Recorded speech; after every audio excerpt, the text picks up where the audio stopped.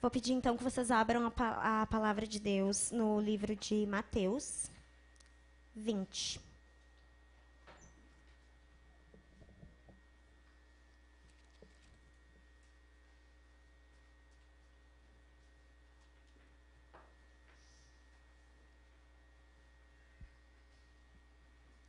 Amém? Eu queria falar um pouco essa noite com vocês de algo que Deus tem colocado muito no meu coração a respeito assim do que a gente que é jovem vê como justiça. O que a gente acha que realmente é justo e se realmente isso é verdade, o que a gente pensa. E que nem nós louvamos agora com os irmãos da banda lá do alto. Te louvarei, não importam as circunstâncias. Adorarei somente a ti, Senhor. Hoje nós declaramos isso com os nossos lábios. E será que realmente isso é verdade no nosso coração? Porque muitas vezes a gente tem problemas, todos nós temos problemas. Até mesmo na casa de Deus a gente enfrenta problemas. No trabalho, na escola, em casa. Então nós temos que realmente adorar o Senhor de todo o nosso coração. Então eu queria ler com vocês, amém? Mateus 20. A parábola dos trabalhadores na vinha. Porque o reino dos céus é semelhante a um dono de casa que saiu de madrugada para assalariar trabalhadores para sua vinha. E tendo ajustado com os trabalhadores a 1 denário por dia, mandou-os para a vinha. Saindo pela 3ª hora, viu na praça outros que estavam desocupados. E disse-lhes: Ide vós também para a vinha, e vos darei o que for justo. Eles foram. Tendo saído outra vez, perto da hora 6ª e da hora 9ª, procedeu da mesma forma. E saindo por volta da hora 1ª, encontrou outros que estavam desocupados e perguntou-lhes: Por que estivestes aqui desocupados o dia todo? Responderam-lhe: Porque ninguém nos contratou. Então lhes disse-lhe ele: Ide também vós para a vinha. Ao cair da tarde, disse o senhor da vinha ao seu administrador: Chama os trabalhadores e paga-lhes o salário, começando pelos últimos, indo até os primeiros. Vindo-os da hora 1ª, recebeu cada um deles 1 denário. Ao chegarem os primeiros, pensaram que receberiam mais, porém também estes receberam 1 denário cada um. Mas tendo-o recebido, murmuravam contra o dono da casa, dizendo: Estes últimos trabalharam apenas 1 hora, contudo os igualastes a nós, que suportamos a fadiga e o calor do dia. Mas o proprietário, respondendo, disse a um deles: Amigo, não te faço injustiça. Não combinaste comigo 1 denário? Toma o que é teu e vai-te, pois quero dar a este último tanto quanto a ti. Porventura não me é lícito fazer o que quero do que é meu? Ou são maus os teus olhos porque eu sou bom? Assim os últimos serão primeiros, e os primeiros serão últimos, porque muitos são chamados, mas poucos escolhidos. Amém.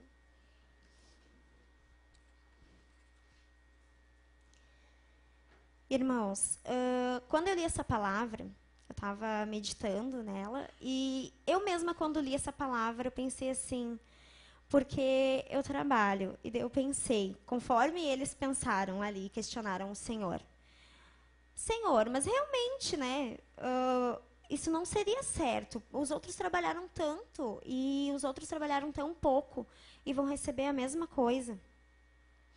E eu pensei, se fosse no meu trabalho, eu também não iria gostar, eu acho, né? Porque imagina trabalhar o dia inteiro e ganhar a mesma coisa que o outro que trabalhou bem menos que tu. E daí eu pedi: Senhor, me mostra. Me mostra o que quer dizer essa palavra, fala comigo. Porque eu sei que eu não estou pensando certo, porque a tua palavra é verdade. E eu li de novo, e eu comecei a refletir nela, e estudar ela. E o Senhor falou comigo que realmente o que nós pensamos que é justo, não é o que é justo. Porque a justiça do homem, ela é falha. Nós somos humanos, cheios de falhas. E a justiça do Senhor é perfeita. Nenhuma decisão que o homem tome sem o Senhor vai bem, se não tiver o Senhor Jesus na frente da nossa decisão. E muitas vezes a gente vê situações que acontecem e a gente pensa: Senhor, mas isso não está correto. Eu quero que tu faça a tua justiça na minha vida.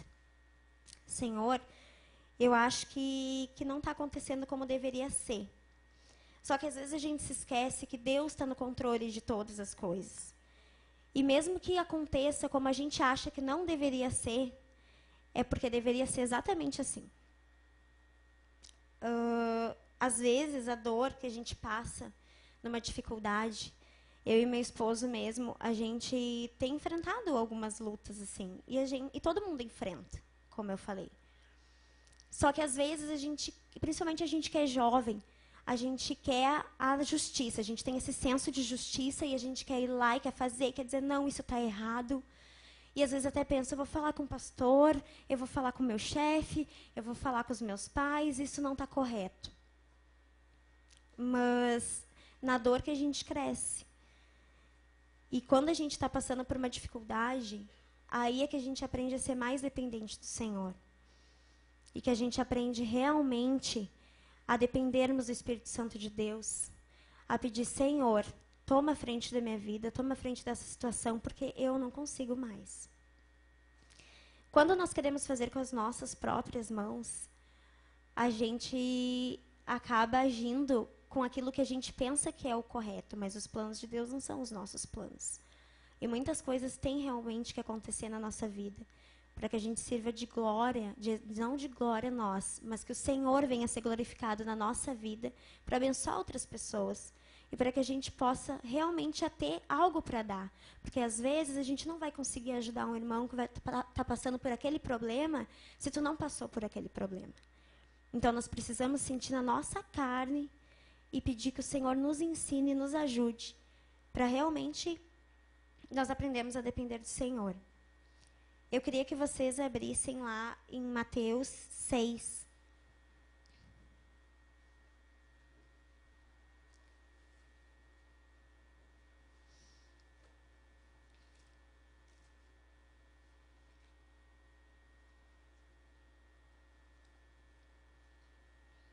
Mateus 6, 1. Amém? Guardai-vos de exercer a vossa justiça diante dos homens, com o fim de serdes vistos por eles. Doutra sorte, não tereis galardão junto de vosso Pai Celeste.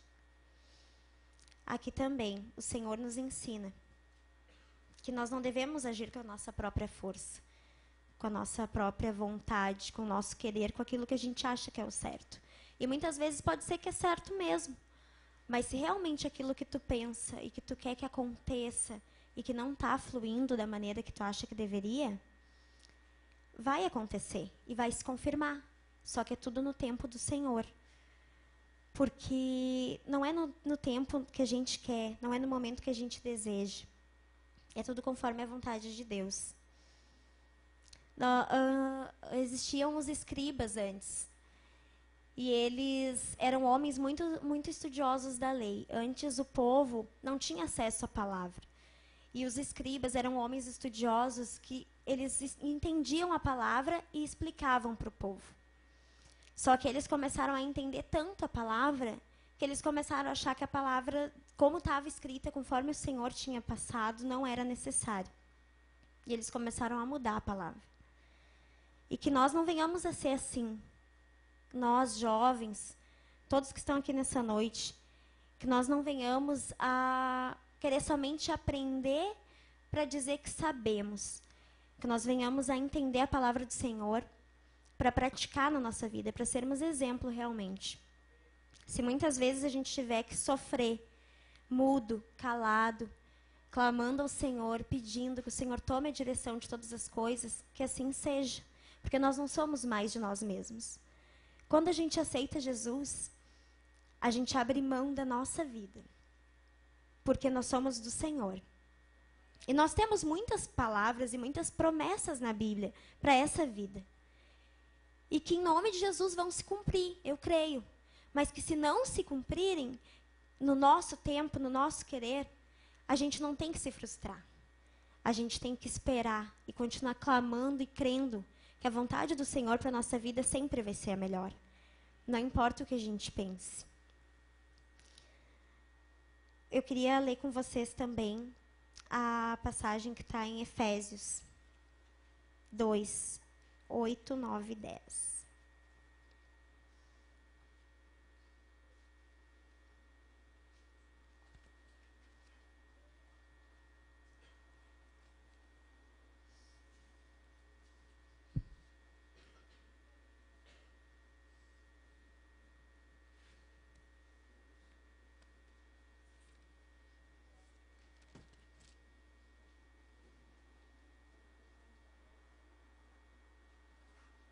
Amém? Porque pela graça sois salvos, mediante a fé. E isto não vem de vós, é dom de Deus. Não de obras, para que ninguém se glorie, pois somos feitura dele, criados em Cristo Jesus para boas obras, as quais Deus de antemão preparou para que andássemos nelas. Irmãos, nós não somos salvos por nós mesmos, porque nós não somos merecedores. Então, não importa que tudo aquilo que a gente pense que é o correto, talvez não seja mesmo. Então, nós somos salvos somente pela graça. E todas as promessas que o Senhor tem para nós aqui nessa terra, a maior delas não é aqui nessa terra. A maior promessa do Senhor para a nossa vida é a salvação. E nós estamos aqui como peregrinos nessa terra. E nós estamos aqui caminhando como servos e imitadores do Senhor. O Senhor Jesus veio nessa terra para nos provar que era possível a gente vencer o mal, que era possível a gente vencer o pecado, que era possível a gente vencer o inimigo. Mas nós temos que muitas vezes abrir mão do nosso desejo, do que a gente acha, do que a gente pensa e do que a gente quer, para que o Senhor venha nos moldar e venha trabalhar na nossa vida. Porque o nosso foco é a glória, é o Senhor, é encontrarmos Ele e vermos Ele face a face. Nós não estamos aqui somente para buscarmos as bênçãos nessa terra. Nós estamos aqui para caminharmos e pregarmos a palavra do Senhor a todos aqueles que nós pudermos. Não somente com os nossos lábios, mas com a nossa vida. Porque não é só aqui na igreja que a gente prega a palavra do Senhor. Não é só na nossa casa também. É na rua, no nosso andar, no nosso agir. Em todo momento a gente está fazendo a vontade do Senhor. E temos que ser o exemplo.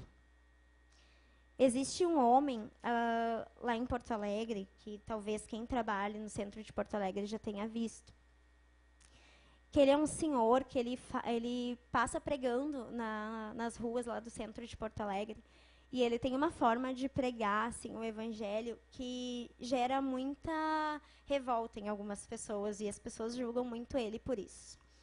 Ele grita assim, xinga as pessoas. Não xinga, na verdade. Ele diz exatamente o que a palavra tá dizendo exatamente. Só que ele tem uma maneira de dizer isso com um ímpeto e para que todos ouçam mesmo. E as pessoas, às vezes, escutam aquilo e eu acho que se envergonham, porque elas sabem que, no fundo, é verdade. E daí, um dia, eu estava comentando com meu esposo em casa sobre esse homem, que quando ele passa perto do meu trabalho, os meus colegas, até mesmo alguns que são cristãos, e até mesmo eu já fiz isso. Só que depois eu me arrependi. Quando ele passa, porque ele tem essa maneira de gritar e tudo, e de falar alto, às vezes, muitas vezes a gente pega e pensa, não, esse homem é louco, não é assim que se ganha as pessoas para Jesus, é com amor. E daí eu falei para Ayrton, amor, aquele homem passou de novo lá na rua gritando, as pessoas, coitados, não vão aceitar Jesus assim. Só que daí, eu e o Ayrton conversando em casa, a gente pensou, mas e como era João Batista, né?